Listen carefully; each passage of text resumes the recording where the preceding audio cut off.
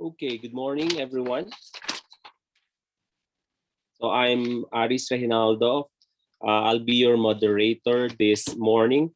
So you are on panel number 19, and the title of this panel is Designing Culturally Appropriate Social Services.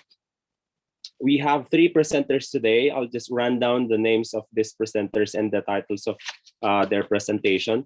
We have Ryan Ginaran, who will be presenting a paper entitled Embracing Culture in Designing Indigenous People-Sensitive Birthing Centers. We also have Tyron Bayer, who has this paper entitled Realities of Social Services in the Indigenous Communities. And Divna Javier, who will be presenting a paper entitled Application of Remote Sensing and GIS in an Indigenous People Community in Benguet Province, Philippines. So before we start, you already are familiar with our rules here. So we will just run down them again. So we would like to remind you of several things. Okay, please mute your microphone. Please turn off your camera. Please do not cross talk. Also ask for help from our assistant moderators if you need any assistance. Do not post the Zoom meeting details. And then certificates will be distributed after the conference. Okay, I think we are ready to with the presentation. Our first presenter is Ryan C. Ginaran, a medical doctor and a community development management specialist with interest in Indigenous people's health system strengthening, and health communication. He is a PhD candidate in rural development at the Benguet State University in La Trinidad, Benguet, Philippines, presenting a paper entitled Embracing Culture and Designing Indigenous People's Sensitive Birthing Centers. Dr. Ryan Ginaran.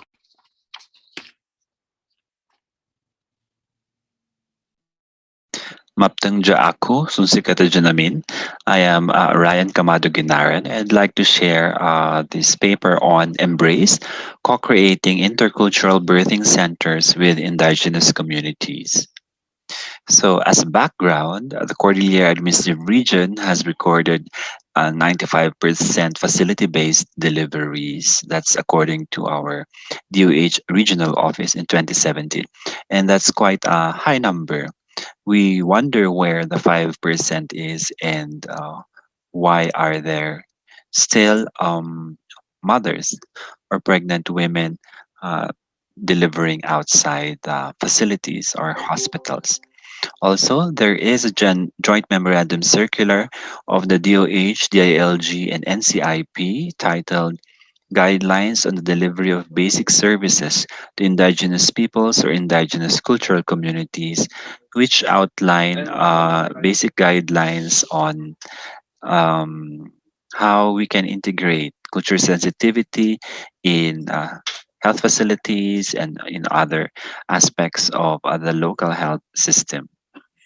So also, intercultural health denotes practices in healthcare wherein indigenous peoples' knowledge systems and practices are bridged with the Western or the biomedical field, as both these systems are valid and should be regarded as complementary and legitimate. Also, in around 2017 or 2018, the DOH came up with a prototype of a culture sensitive birthing center, adopting some designs of architecture, indigenous architecture, as well as some practices.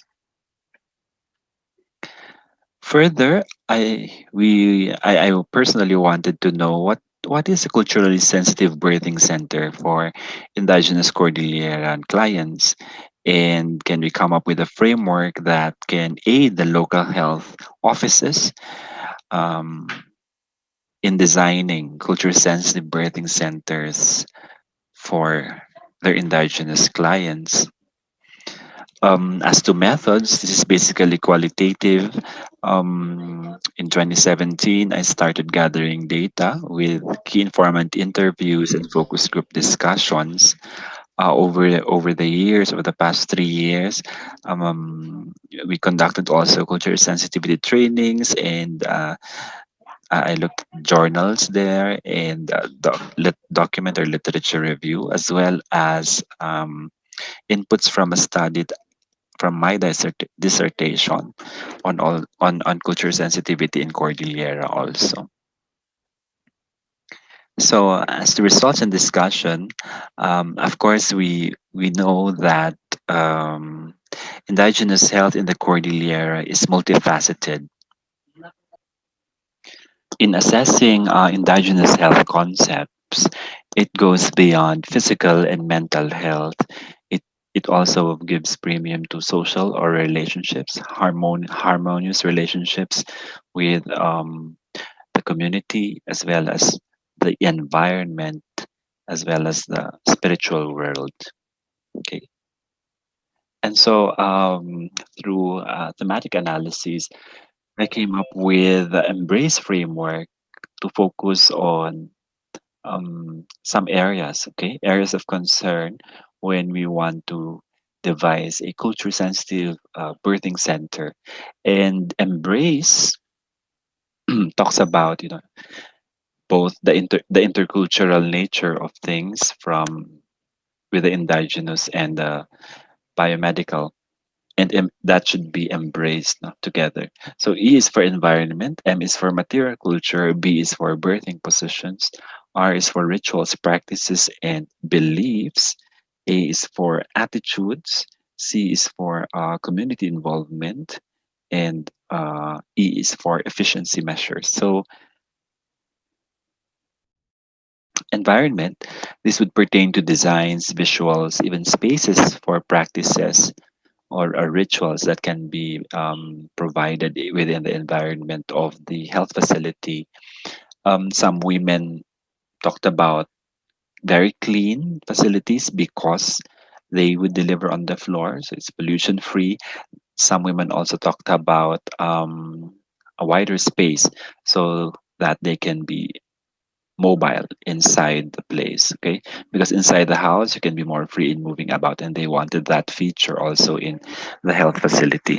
Also about temperature, because they mentioned the facilities are cold inside, and even the water that's being used to wash them was cold. M is for material culture, and as one woman said, there should be not only one DR table or one bed only. There should be another for lying down, bending, kneeling, etc. Because there's only one and same position possible on the DR table, and we know we have a lot of birthing positions, upright birthing positions that are adopted by indigenous women. And they also mentioned there should be bars in the birthing center which they can cling on to or hold on to during labor. Okay. So material culture is all about bars, ropes, posts, if need be, chairs, mats, pillows, linen, kneeling pads, clothing, food, and herbs, no, utilized when the mother is delivering. Okay, so here are some examples of birthing centers where there are bars that were placed as requested by the clients. No. Is a midwife showing how one indigenous woman is delivering or in labor, no, and she's not on the DR table, but she's hanging on, no, on the sidebars of the delivery table, but in a kneeling position. So material culture could also include the use of bakget, the use of kuba, no, tengba is basically a food, no? It's a mixture of uh, fermented rice with crab, a tag, of course. Then you have boiled native chicken with ginger, postpartum soup, no? Then the use of laswik or boiled guava leaves for cleaning. These are examples of indigenous material culture. B would pertain to birthing positions or birthing preference of indigenous women, that client comfort but also, no, together with client comfort, safety is also ensured. And they would say, we adapt the birthing position that the body feels or what the baby wants. And hopefully it's up to the mother, to the indigenous mother, um, that she be given the option to be in the position that she feels secure and comfortable.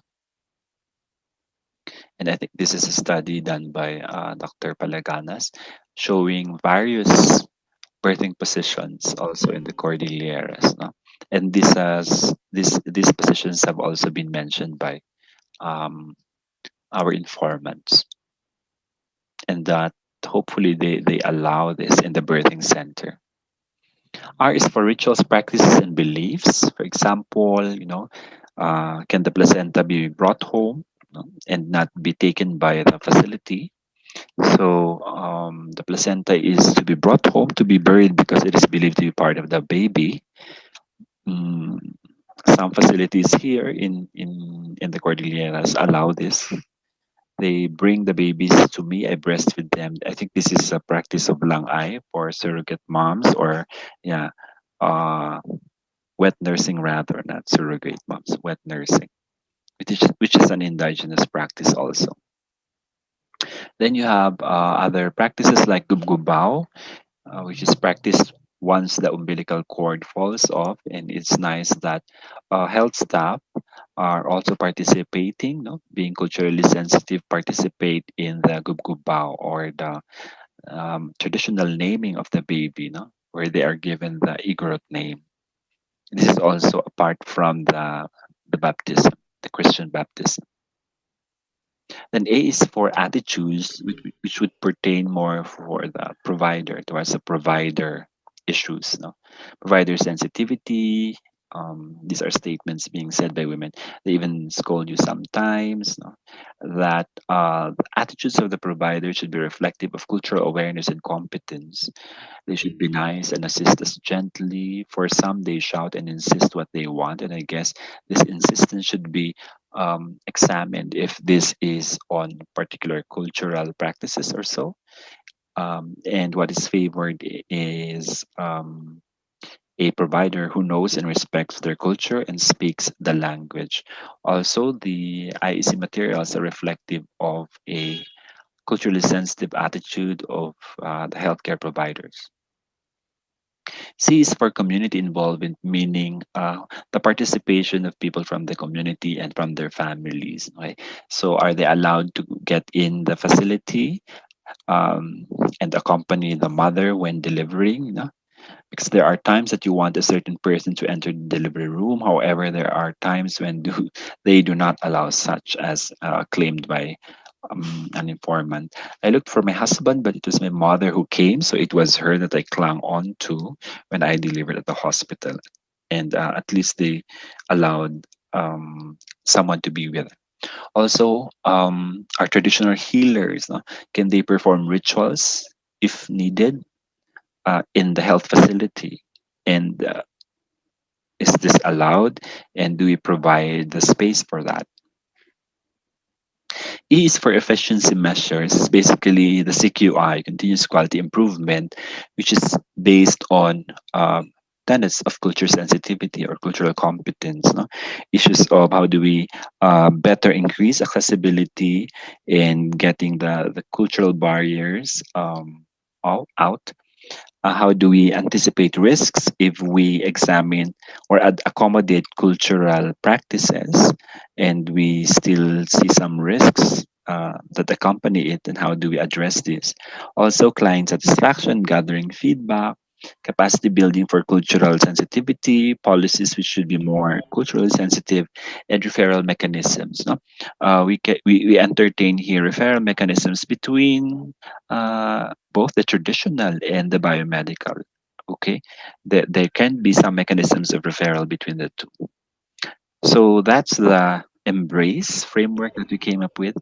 Talk about the environment of the facility, material culture accommodated in the facility, birthing positions allowed in the facility, rituals, practices, and beliefs that should be incorporated also in the care and the operation of the health facility, the attitudes of the healthcare worker.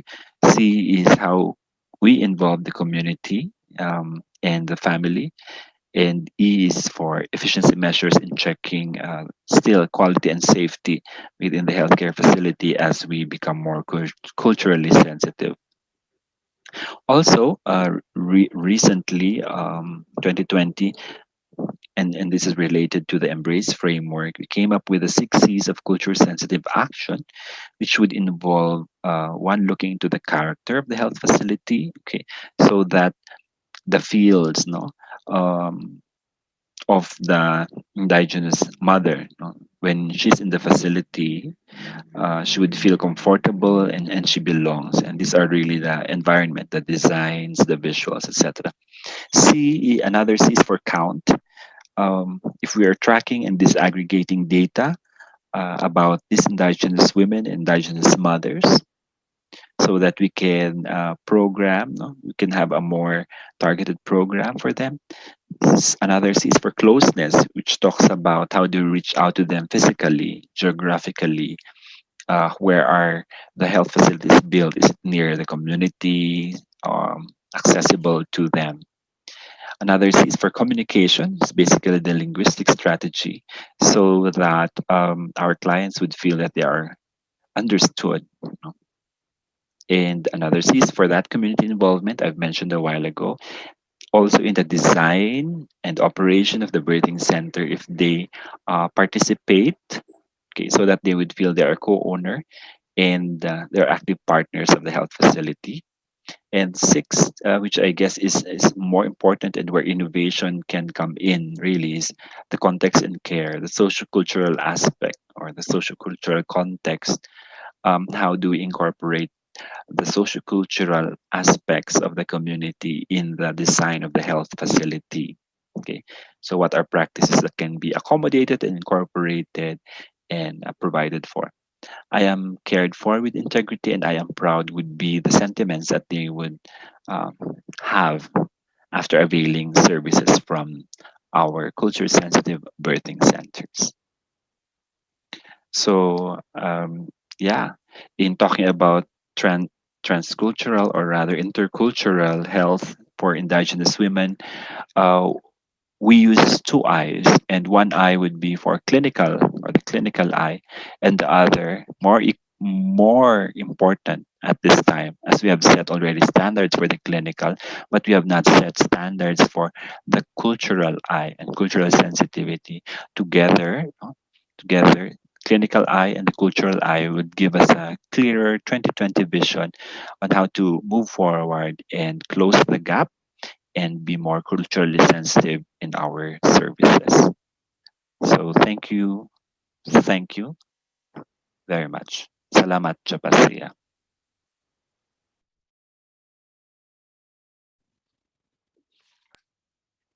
Okay, thank you, sir. Thank you very much, Dr. Ryan Ginarang, for that presentation. We move now to the next presentation. Um, this will a paper entitled "Realities of Social Services in Indigenous Communities" will be presented by Tyrone Edward Bayer. Tyrone is the current campaign and advocacy officer of the TFIP. He studies BS Community Development in UP Diliman, became a chairperson of the Cordillera Youth Organization based in Manila, and a spokesperson of the Kalipunan ng mga Katutubong Mamamayan sa Pilipinas, a national alliance of indigenous peoples organizations. He also has Ifugao ancestry. Tyrone also helped edit the source book published by the TFIP with the same title as this paper. Again, Tyrone Edward presenting the paper entitled Realities of Social Services in Indigenous Communities.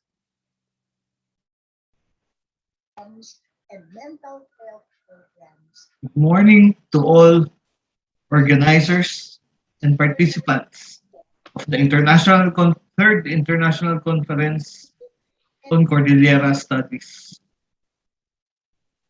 I will be discussing and sharing to you today the realities of social services in indigenous communities. A study published by the Philippine Task Force for Indigenous Peoples' Rights, where I work with. So,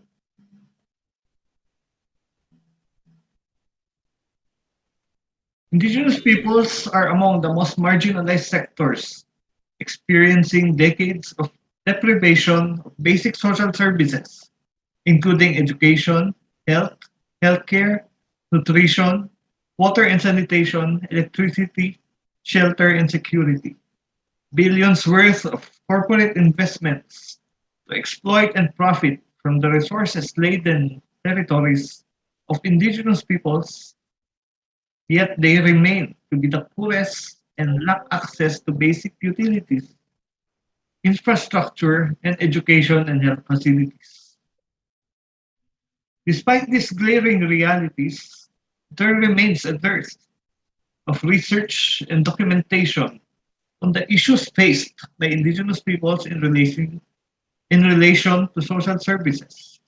In this light, a national qualitative case study research on indigenous peoples and social services was conducted by the Philippine Task Force for Indigenous Peoples' Rights from 2016 to 2017. The research hoped to draw attention to the plight of indigenous peoples in relation to social services by presenting various case studies on the experiences, perspectives, issues, and responses revolving around education, healthcare, nutrition, water and sanitation, electricity, shelter, and security. The research looked into government policies and programs, the roles of various institutions and their impacts and implications on cultural, political, and socio-economic lives of the indigenous communities. The scope of the study, it was a national research project which covered 8 case study areas in different regions of the country, focusing on the following themes. There was a gender analysis on the issue of no home birthing policy and its effects as experienced by indigenous communities in Palawan, a critical scrutiny of conditional cash transfer programs, including modified cash transfer and Pantawid Pamilyang Pilipino program or 4-piece implementation in indigenous communities in the Cordillera, Cotabato, and in Mindoro. Repression of an alternative lumad school among the Mandaya in Davao Oriental, status of health, environment, and education in a remote Agta community in Dinapige, Isabela, militarization, forced displacement, and impacts on education, social services, and indigenous women in Mindanao. And the research project started in February 2016 with a workshop participated in by 16 delegates from various development institutions across the country. The workshop was held to collectively discuss case study proposals, provide critique and inputs, and finalize specific research case study designs per organization, and unify and finalize the research objectives, scope, draft, key question sets, and research design. So our methodology for the research was mostly qualitative case study method, which is data gathering through focus group discussions, documentation of key respondents, narratives, and community histories. The research also expounded on the depth of discourse and perspectives stemming from conflicts and experiences by indigenous leaders, communities, educators, and families. Secondly, secondary data were also sourced from government records and previous research articles. The case studies. I will be sharing to you today not all the case studies that are included in the book. Actually, we already published a book which we will be sharing to you after this conference. So here are the case studies. Birth paints the no home birthing policy and its impacts on the Palawan indigenous people in Sofronia Española in South Palawan or southern part of Palawan. So the respondents affirmed in the study that their traditional practices on childbirthing were proven safe, more convenient, and less expensive through time, citing that there is low maternal and infant mortality rate in their barangay. They also said that in most cases, midwives who accompany pregnant mothers instruct them to hold off pushing until they reach the nearest birthing facility.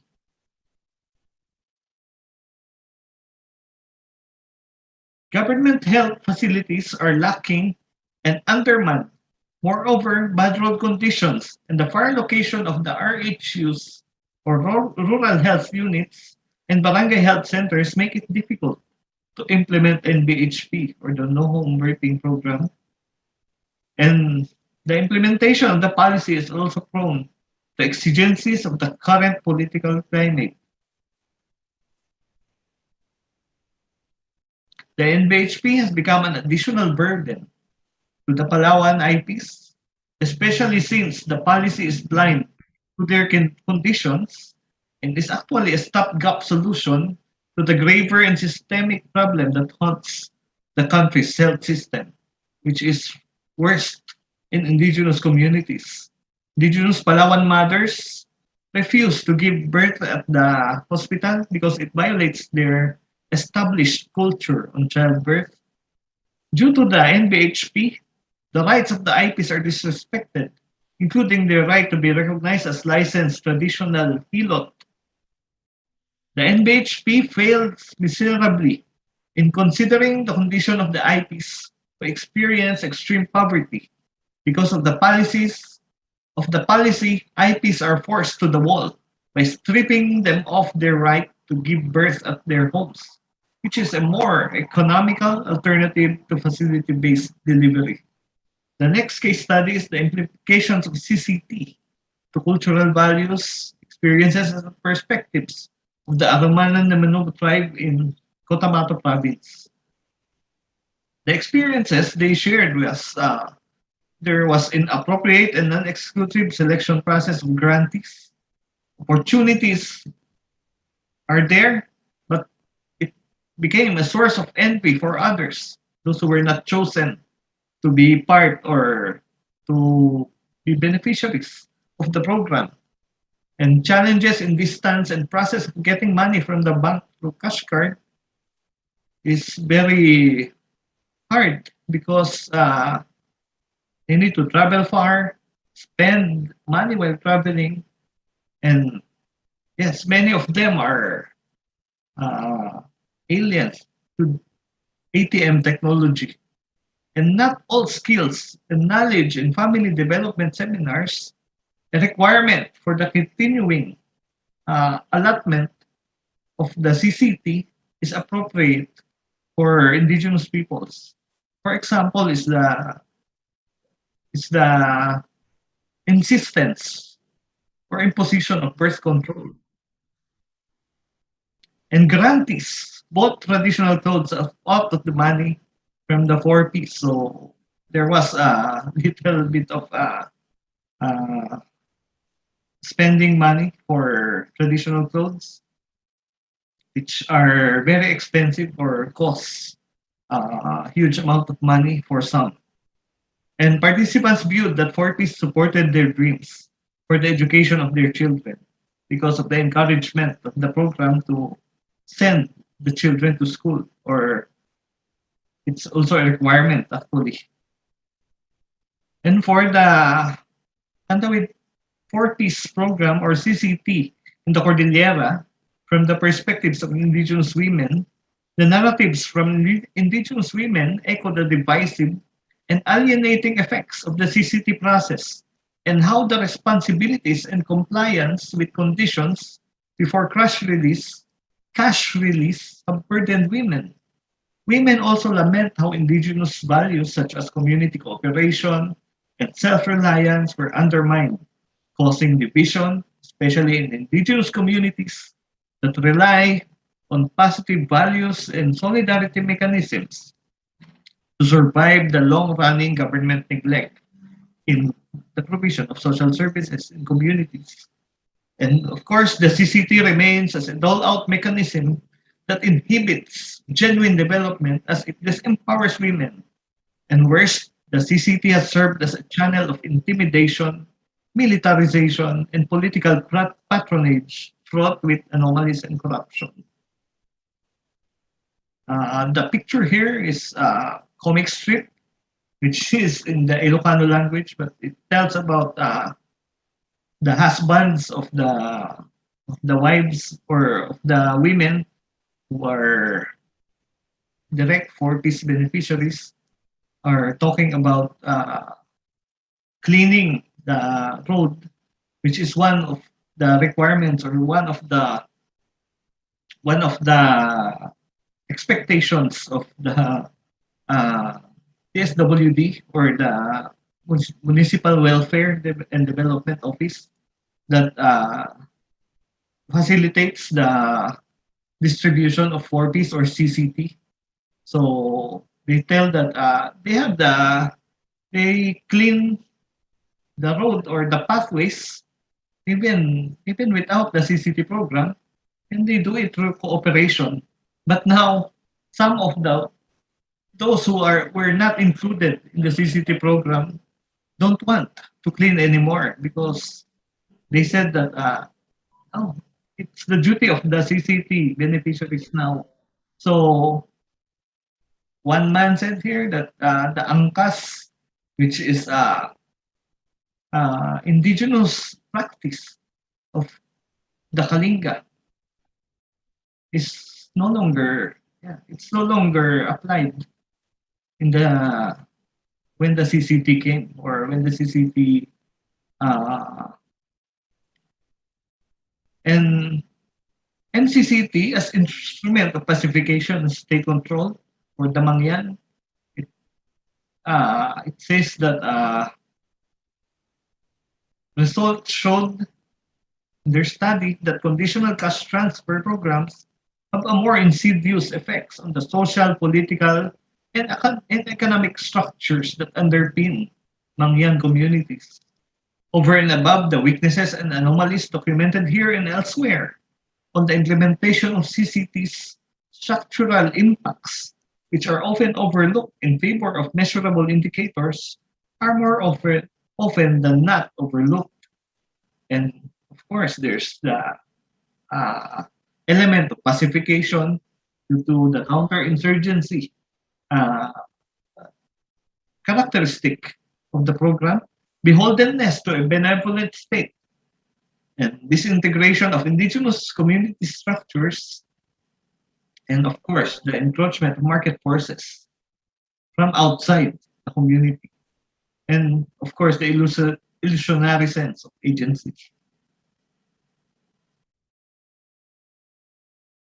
And through the conditionalities of the CCT and MCCT, beneficiaries are forced to comply with policies deemed detrimental to their welfare, such as the NHBP, and which ultimately facilitate the encroachment of the cash or market economy that slowly erodes the Mangyan community's economic base, which in turn leads to disintegration of their long-standing political and cultural structures.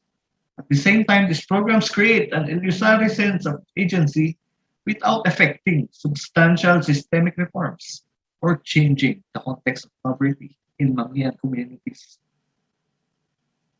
We now go to the assessment of perceptions, experiences, and issues on access and utilization of social services among the Monobakwit communities who are victims of militarization. So we already heard a lot of stories about the Bakwit in Mindanao. where they are forced to leave their communities due to the heavy military operations in their communities. And yeah, most of the indigenous peoples see this as uh, stopping or repressing their rights to defend their land against mining, plantations, and large energy projects. So, for education, in regards to the Manobo Bakwit, in terms of educational attainment, 28% of the evacuees are illiterate, 60% are into elementary levels, 11% are high school level, and 1% are into the college levels. The respondent said the government school facilities are far away from their communities. It took them time to travel 3 to 5 kilometers to reach the nearest school facility. The respondents also said that they established alternative schools in their communities with the assistance of various IP advocates and religious groups. In Talaingod, for example, the Salugpungan Tatatano Igkanugon People's Organization of the Talaingod Manobo established the Salugpungan Community Learning Center that caters primary and secondary levels of education. On the other hand, the Mindanao Interfaith Services Foundation Incorporated had established primary and secondary schools in Kapalong, in Kitaw-Taw, in Bukidnon. However, the respondents noted that these community schools were used by military forces as camps. They also said that military personnel barred school teachers in going to school to hold classes and incessantly conducting house-to-house campaign with the aim to shut down the schools. The respondent said that because of fear of community members and school teachers, their classes were suspended. Presently, Miss Fee and Salugpungan are holding classes in makeshift classrooms at the Haran compound in Davao City for the displaced Manobo children from 3 communities. On health, clearly the study shows that Manobo's access to health remains a significant problem in their community. The respondents revealed that access to health from government institutions is limited and irregular. Despite that, most of the Bakwit were members of 4P CCT program of DSWD and PhilHealth beneficiaries. Their access and utilization health services were minimal. The respondents identified factors affecting the delivery of health services of the Manobo communities, such as lack of personnel, which are mostly midwives and nurses, lack of facilities in remote barangays and communities, weak referral in information system, poor quality of health care.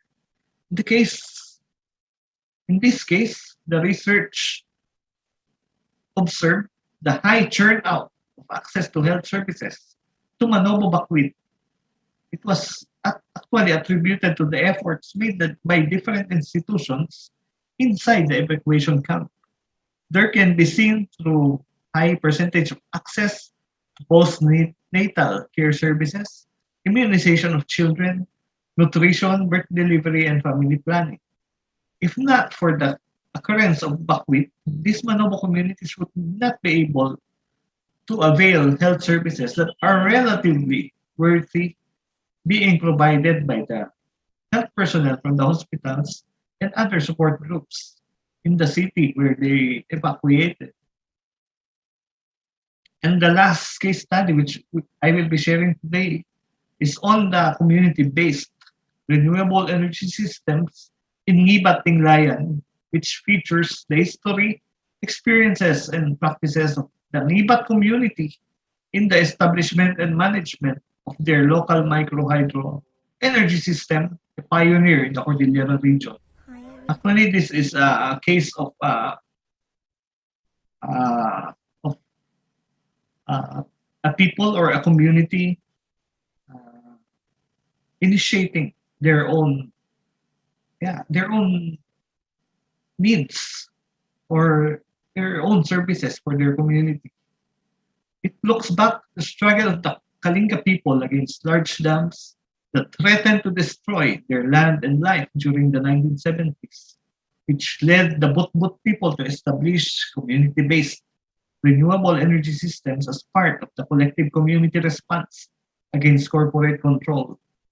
The narratives reveal the inherent and ingenious capacity of the community to develop and manage their own social service institutions in order to increase their production capacities and food security, thereby debunking the need for corporate and large-scale energy sources. The Sibres not only became a source of rural energy, but served as a medium strengthening local community organizations to collectively protect their environment and harness their local resources. The case study reveals the crucial role of community organizing and promotion of indigenous natural resource management systems in the effort to establish and develop self-reliant social services institutions against corporate encroachment. So here are our conclusions and recommendations. The research project and the case studies as a whole not only showed the long-running deprivation of social services for indigenous peoples, but also efforts by the government to provide amidst the clamor. However, government programs that provide services are either lacking in quality or are not appropriate to indigenous people's cultures, beliefs, and level of modern literacy and knowledge of laws. People's efforts to provide for themselves are often attacked and repressed by government agencies, security forces, and big corporations. No one should be left behind, and programs targeting indigenous peoples as beneficiaries must be made understandable to them. Consultations and discussions with them before carrying this out will do a lot of good. Nothing about us without us includes proper information understandable to all. People's initiatives with assistance from civil society organizations must be viewed as a complement to whatever the government's programs already have. Subsidies or budget reallocation for these are highly appreciated and attacks against them should stop.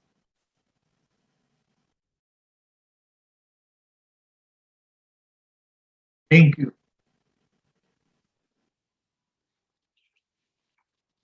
Thank you very much, Tyron. Uh, let's now move on to the next presentation. The next presenter is Dr. Difna Nolasco Javier.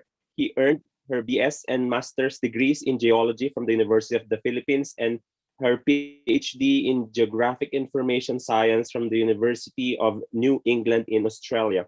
She is currently an Associate Professor of Geology and the Dean of the College of Science of the University of the Philippines, Baguio, presenting a paper entitled Application of Remote Sensing and GIS in an Indigenous People Community in Benguet Province, Philippines, Dr. Javier Difna. Thank you for the introduction. Geospatial techniques provide platforms for achieving the targets of SDGs. This presentation highlights the academe community engagements utilizing geospatial data and data processing for mapping, evaluating, and monitoring Earth's features and human-influenced events. This presentation will have 5 parts. The first is definitions of geographic information science and remote sensing, then applications of GIS and RS in IP environments, and then an elaboration of participatory GIS and applications of PGIS, and finally, conclusions. Referred to as Geographic Information Science, GIS is the discipline investigating geographic information systems, the latter a system to capture, store, manipulate, analyze, manage, and present all types of spatial or geographical data, such as these maps of indigenous community areas. On the right map, the green area shows those populated by the Igorots in the Cordilleras. GIS is closely associated with remote sensing, the acquisition of information about an object or phenomena which, in contrast to on-site or up-close observation, is achieved without making close contact with the object or phenomena of interest. On the left, the digital elevation model for a watershed in Bocod is generated through remote sensing technology on satellite-derived signals. The dark areas show low elevation areas, and the lighter ones are those in higher elevations. Further applications of remote sensing and GIS allows for derivation of an elevation map with drainages as shown in the middle figure, and then a high-resolution three-dimensional map where each pixel or picture element represents, in this example, 46 centimeters by 46 centimeters of actual ground distance.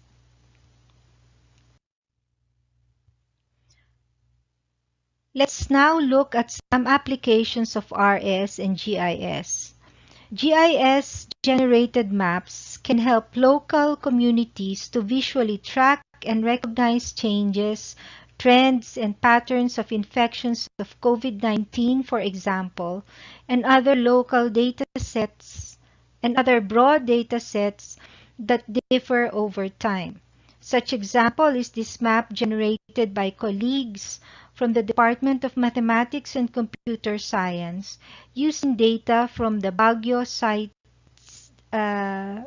City Health Office, which was posted online.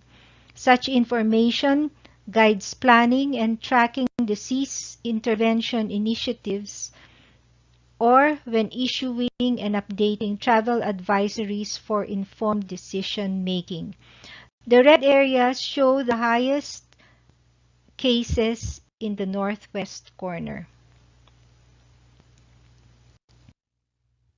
GIS and RS are also used in land use planning to provide a framework for the development of a project before development even officially begins. It helps anticipate the future of a particular area, which allows developers to implement an infrastructure that may act as risk mitigation. It can assist to institute measures to mitigate climate change. It can serve to promote environmental protection and improve use and conservation of natural resources. In an earlier work, we overlaid average tracks of typhoons that instigated landslides. These are 32 typhoon tracks shown here and documented from year 2000 to 2013. This map confirms that rainfall-induced landslides may be triggered by typhoons that directly cross or do not landfall over the Philippines. All are thus enjoined to prepare and stay vigilant in the event of an impending typhoon, especially those that form at these latitudes. One of remobilized rainfall-induced landslides in La Trinidad is outlined on these two figures. The one on the left was shown from open access satellite imagery in 2006. The yellow dashed area on the left, as shown here, outlines the landslide observed during that time. The figure on the right is imagery taken in 2009 after the Typhoon Pepeng, whose international name is Parma and which made landfall 3 times over northern Luzon. The yellow dashed area shows how the old landslide was remobilized and even expanded to a much larger area. RS and GIS can monitor land use and land cover change, the expansion of cities and dwindling of green spaces, among others. Estoque and Murayama studied surface urban heat island effect in Baguio, UHIs and global warming due to global climate change can both increase energy consumption and greenhouse gas emissions, affecting air and water quality as well as human health and thermal comfort. With increasing urbanization, shown by the increasing red areas through these time series figures, more natural lands were converted into impervious surfaces, which in general reflect less and absorb more of the sun's energy. The UHI effect is further aggravated by the loss of urban green spaces.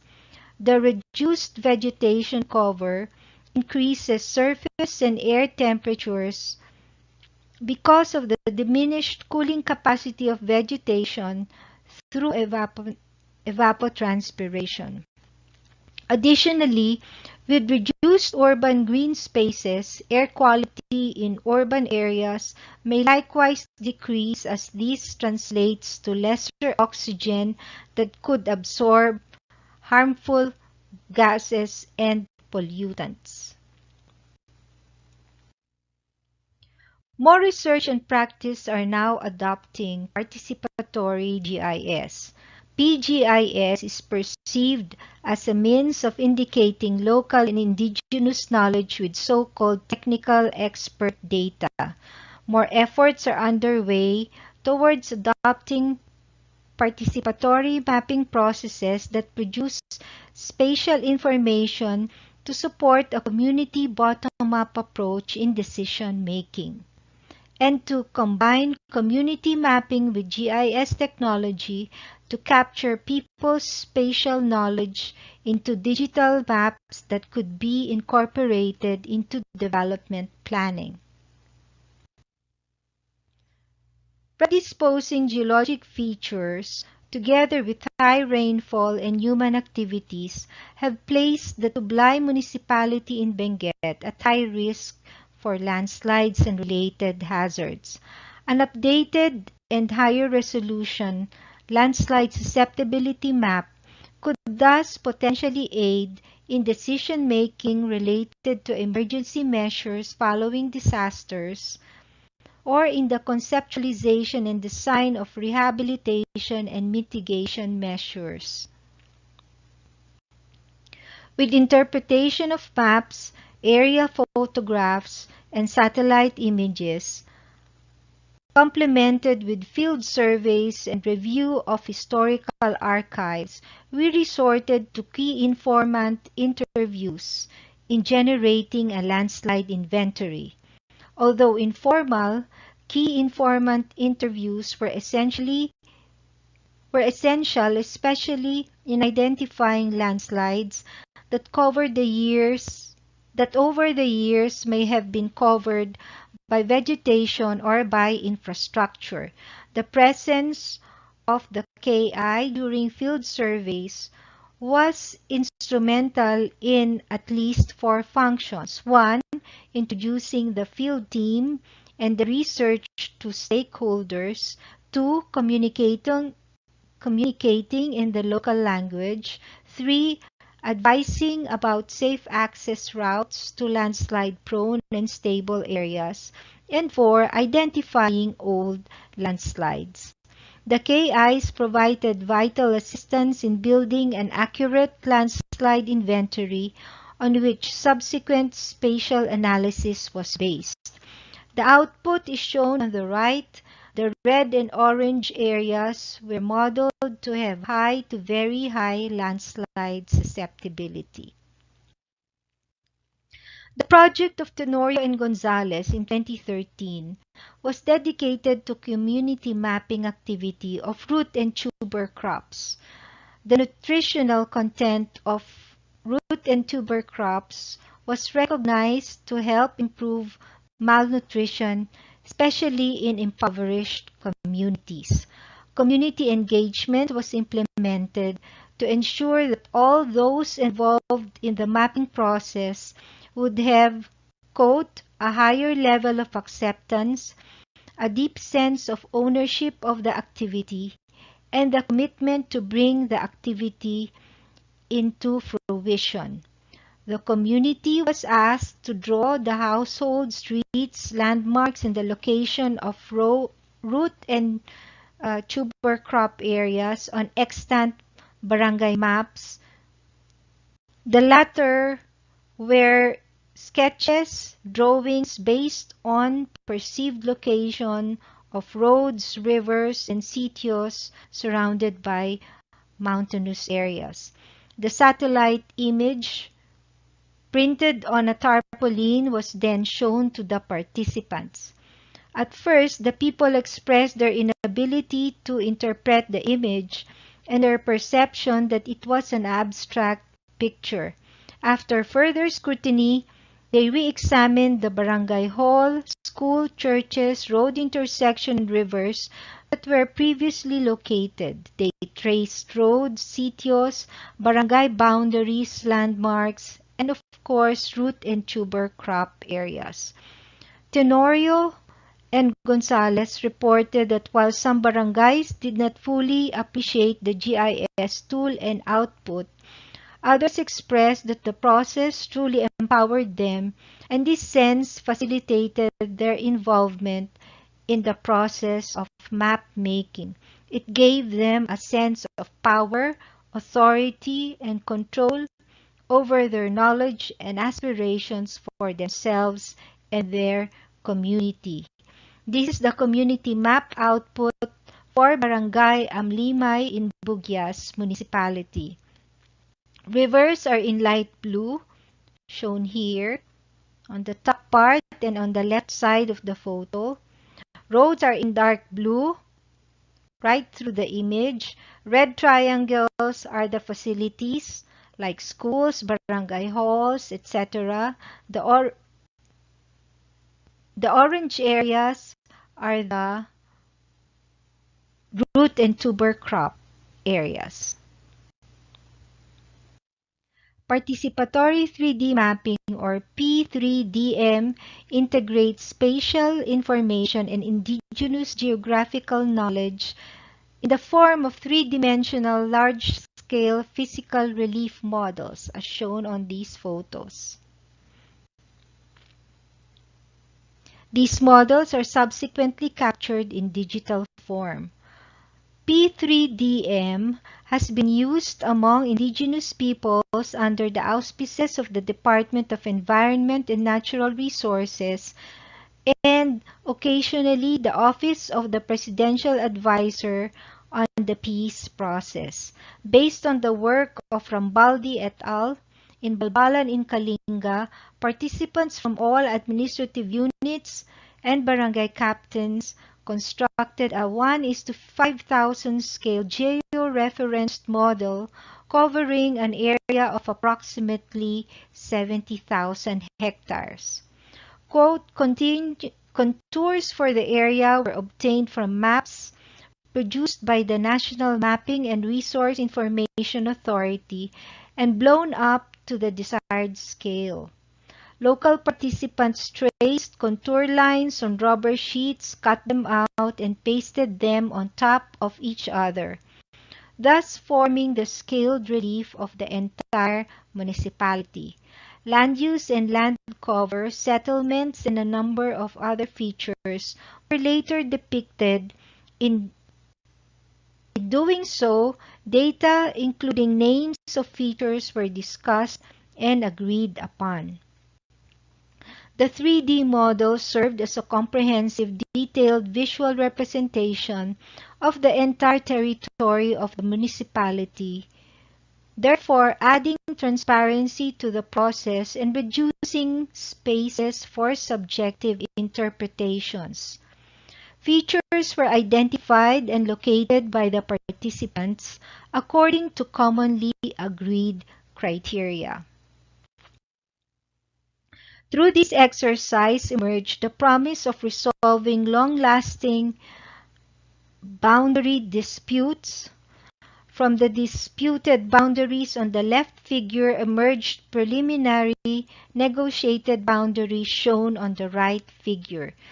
This could then firm up the barangays or municipalities' efforts in preparing proper development plans, hence enabling access to funds for their implementation.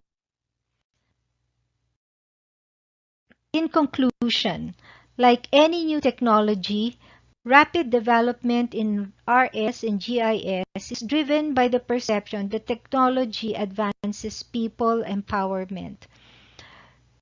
There are several reasons to this. First, most information used in policy making hold a spatial component, whether with regard to land use planning, health, hazards assessment, or habitat conservation. Second, engaging stakeholders in the use of spatial information is deemed to lead to better policy making.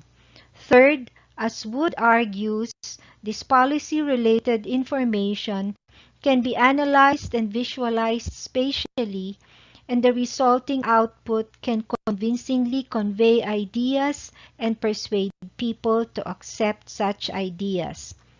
However, the use of satellite imagery is without challenges for several reasons.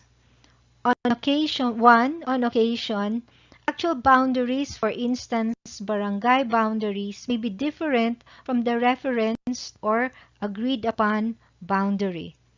2. It could also happen that the year of the satellite image may not show more recent changes on the ground. 3.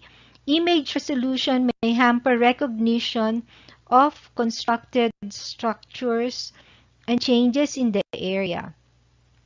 4. The cost of the hardware and software is not insignificant.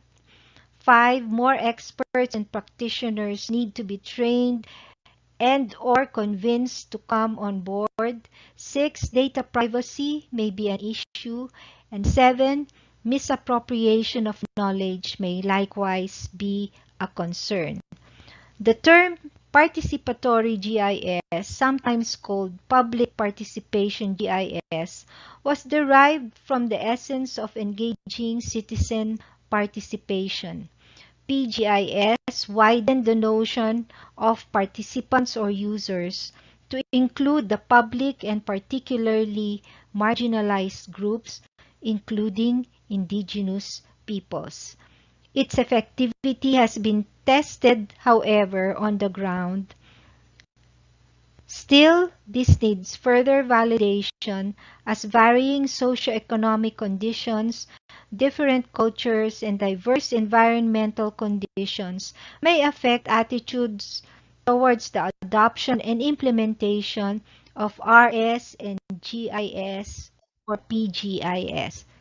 We in UP Baguio are open to partnerships through the Cordillera Studies Center, Knowledge and Training Resource Center on Climate Change Adaptation and Disaster Risk Reduction. Thank you. Thank you very much, Dr. Javier, for that presentation. So for this panel, 3 presenters have presented to us culturally appropriate social services. Ryan Ginaran presented to us a framework on how we can design indigenous people sensitive birthing. Mr. Tyron Bayer also presented to us several case studies from different parts of the Philippines, showing us how the problems of how the social services are being administered to the indigenous community. And the last presenter, Dr. Javier, presented to us applications of the remote sensing and GIS in various aspects of the life of our indigenous people's community in the Benguet province. We are now open for the Q&A. So just a few reminders. We have the chat box, so you can write down or type the questions there, or you can also raise your hand using the icon. And then we also remind the participants to be concise and polite with their questions. In case there are no questions raised, then I'll just ask that question. Allow me to begin. I think there are several questions that have been encoded here already. Let me start by asking this from an anonymous participant. How can the conflict between the so-called traditional beliefs on health, especially on birthing practices and Western science, be managed to benefit the birthing centers that you propose? I think this is directed to Dr. Ginaran. Sir? Thank you very much.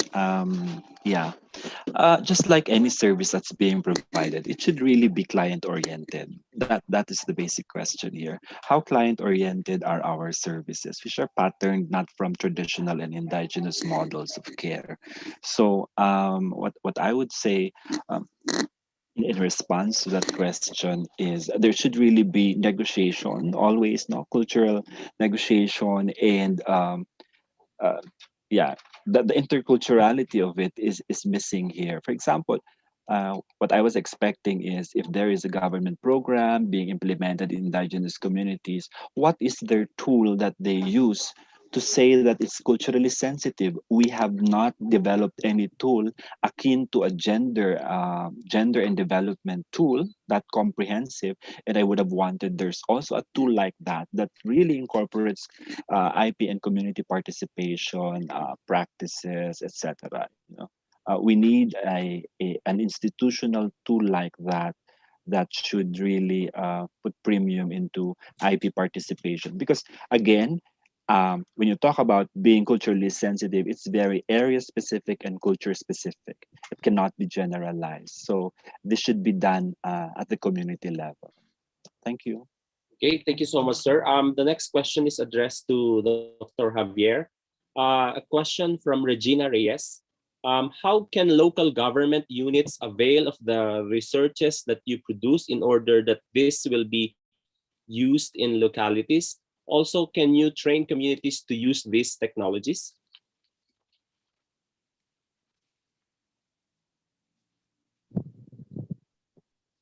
Nakamute pala ako. First, good morning everyone, and thank you for listening to the presentations this morning. The first question is, I think there is a lot of data already on the Cordillera studies. They are available. You can connect with us if you need access to some of the articles that are written about remote sensing and GIS done in Benguet communities or other indigenous peoples communities. There are many sources of GIS shaped files. Like for example, NAMRIA is one, the National Mapping Resource and Information Authority. MGB is another. The Mines and Geosciences Bureau, the DOST, Department of Science and Technology, also hold some images that are available on file. So government agencies are a go-to institutions, if you wish, to access these GIS data. And I think almost all, for example, local government units who have comprehensive land use plans use GIS, so they should also hold a menu of GIS data and images. And then the second question is, can we train? We'd be very welcome to be invited by you and perhaps do some trainings or engagements or consultations with your communities. Because The University of the Philippines, being a national university, holds as its mandate is also delivering public service. So in this form, it's part of our mandate, and we will be happy to do this with you. Okay, thank you very much, ma'am. Any question for Tyron Bayer? Anyone from our participants?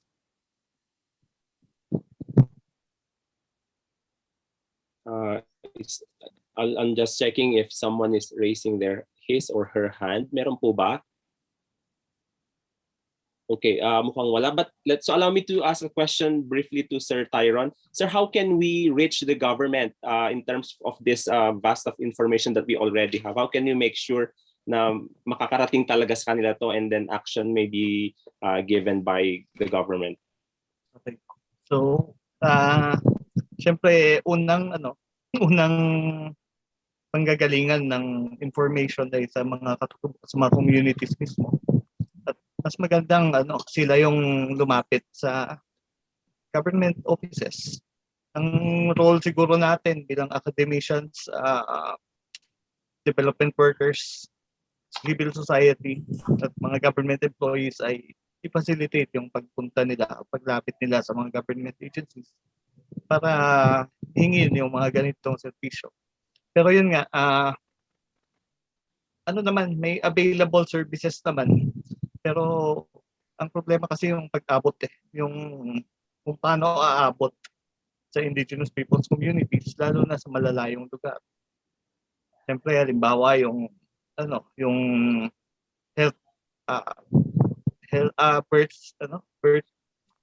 birthing facilities. Paano aabot doon? Kung kailangan ba talaga ng na sa birthing facilities ipapanganak ang isang sanggol na IP, ganun. So, yun. Tapos, syempre, ini-encourage pa rin natin yung efforts ng communities kasi hindi tingin namin sa tagal ng panahon, parang hindi rin short term or immediate yung matutugunan ng gobyerno yung ganun kasi it has been the practice for several decades na. Kaya hindi natin maiiwasan or kailangan din i-recognize na pwedeng yung mga communities ay mag-initiate ng kanilang sariling services with the help of NGOs, schools, churches, at iba pang institution na pwedeng tumulong. Kaya yun nga, pero sana suportahan din kasi at the present context, ina-attack po yung mga ito. Yung mga mga initiatives ng mamamayan. So I think So parang are you saying, sir, na parang hindi na? Yeah. So parang are you saying na parang hindi enough na meron tayong publication, gano'n, tapos we send it to the government, parang gano'n. So do you think na kailangan mas active yung community to voice out community what we need? What we can only do is ipakalat sa mga kapwa natin sa cities and centers. But the communities yan talaga mas malakas pag kasama sila. Mas malakas ang boses. Yeah. Thank you. Okay, thank you, sir. Another question for Ma'am D. Are you still there? Yes. Okay, so sabi niya dito po, with the speed and scale that data is circulating and the need for evidence-based decision-making, how accessible are core GIS data, and how do you think CAR as a whole is capable of maximizing the GIS data that we have? So how accessible? As I have mentioned, many local government units have access to GIS data. For example, we have worked with Tublay Municipality and their MP Municipal Disaster Risk Reduction Officer, si Mr. Abner Lawangen,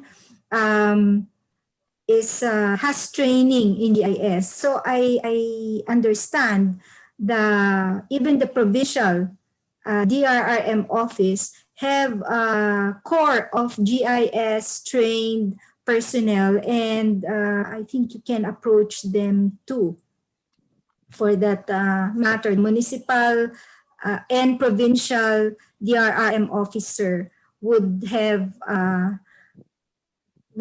those GIS data, because as I said, the planning part in the CLUP, in the crafting of the CLUP and the DRRM plans, they have to use this spatial data.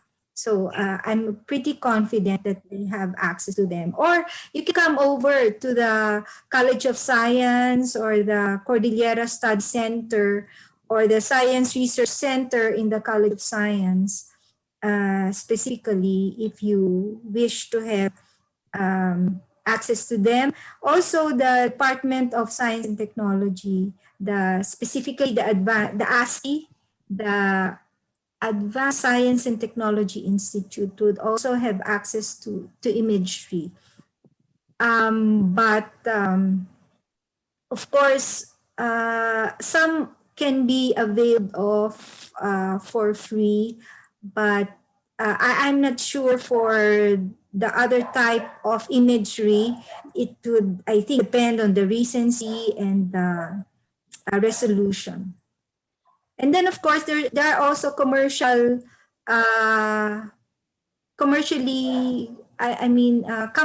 that specialize in remotely sensed images, in providing these remotely sensed images, and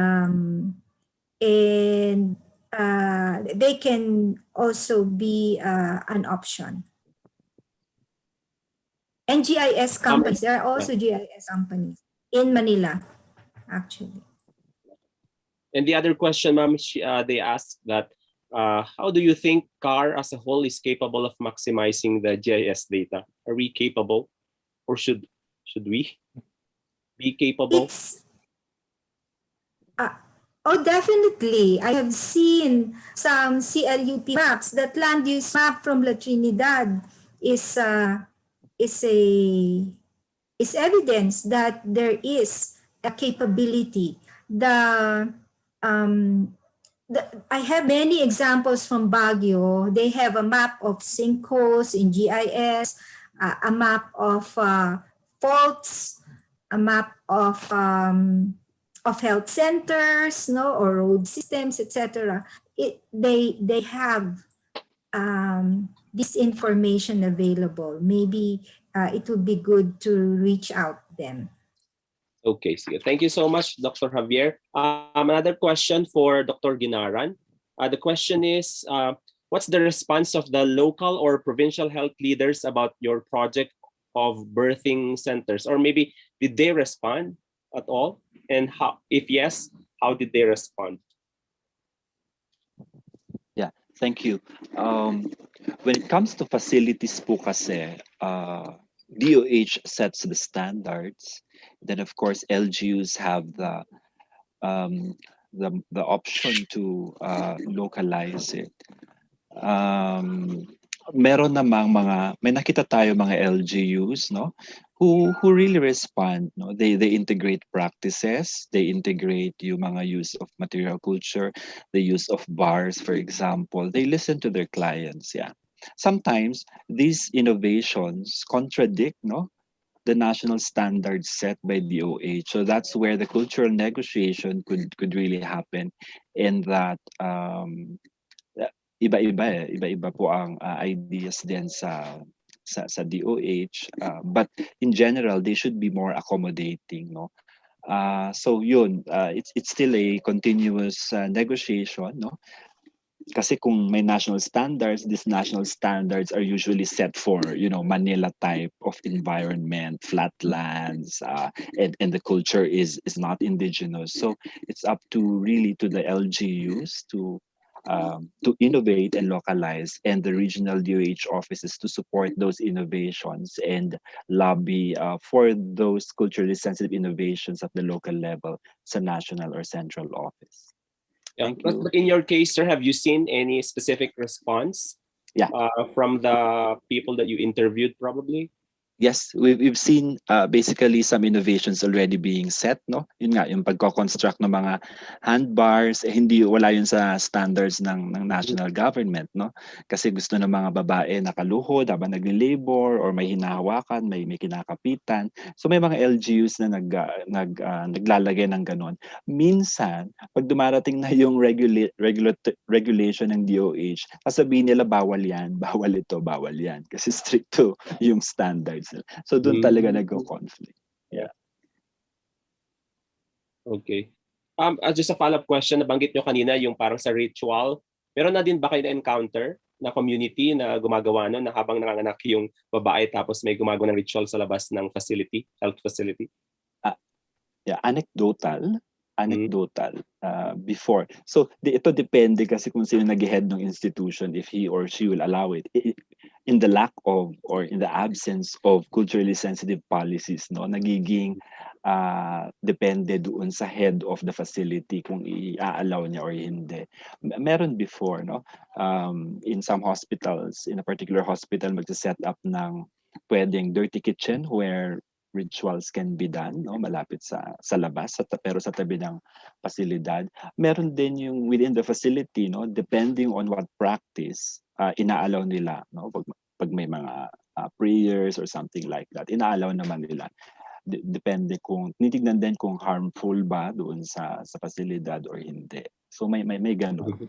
But these are anecdotal, and yun nga, it's a gray area na dapat, for example, Cordillera should be leading the discussions here kasi ang daming ganitong nangyayari sa atin. Thank you. Okay, thank you so much, sir. Any other question? May mga tanong pa po ba? Ayo. This is last call.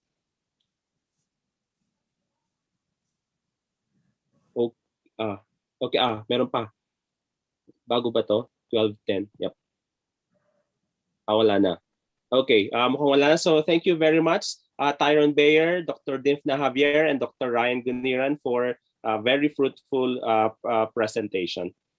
Just some reminder before we go. Ano ba ito? We also thank our viewers from YouTube who are tuned in today. So thank you very much for joining us. And then also, do we have announcements? So I'll be mentioning some announcement, and then mayroon po tayong photo of mamaya before the announcement. So if I may ask the co-coordinator to flash any announcement do we have? Okay, here on the chat box it says here that parallel session number 6, panels 21 to 24 will start at 1 p.m. For those asking for certificates, we will send the certificates after the conference. An evaluation form will be given on July 26. Attendance will be monitored by our tech team in Zoom and YouTube live stream. Then there are several links where you can check. Okay, and then announcement pa. Thank you for attending the morning session for the conference day 3. Okay. Yun. May pahabol doon na tanong. Sige, accommodate natin. Meron ba? Nasaan yung pahabol na tanong? One last question. Nasa chat box po ba o nag-raise ng hand? Si Ma'am Sir, nasa chat box po. Okay. Direct message po. Sige, wait lang kasi ang dami na yatang nailagay, no? Can you read it to us? Baka hindi ko mahanap. Ito po yung question for Sir Tyrone. Good day, sir. Thank you po for the substantial presentation of case studies. I would like to ask po if there are ongoing studies from the TFIP on Baguio regarding smart cities. Okay. Hello. Hello, wala pa po.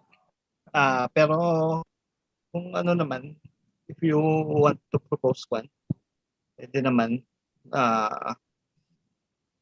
Basta kung kami yung gusto niyong kapartner, may kinalaman siya sa indigenous people's rights, food security of indigenous peoples, iba pa. Or services din, tulad ng topic natin. Thank you. Okay, thank you very much. So I think we're ready with the photo op. So I'll leave now the co-moderator for the picture. So you may turn on your camera if you want to, or if you like yung picture nyo lang po di yun na. So just I think we'll just need to smile and wait for the photo op to be over. Okay, smile everyone. Magka-count po ako. Okay, So, sige. So, open na po tayo ng cam. Keep po first for the first window. 1, 2, 3, smile. Ayan po. Next window naman. Sali pa rin Okay ba kami po. doon? Yung iba naman po yung kasama sa. Okay po. Tingin po ulit sa camera. Open po ng camera. 1, 2, 3, smile. Ayan po. Okay na po. Okay, so thank you very much everyone for attending. Again, thank you for the presenters. Clap, clap, clap to everyone. See you this afternoon. Bye-bye. Oh, thank you, CSC. Thank you, Doc Aris.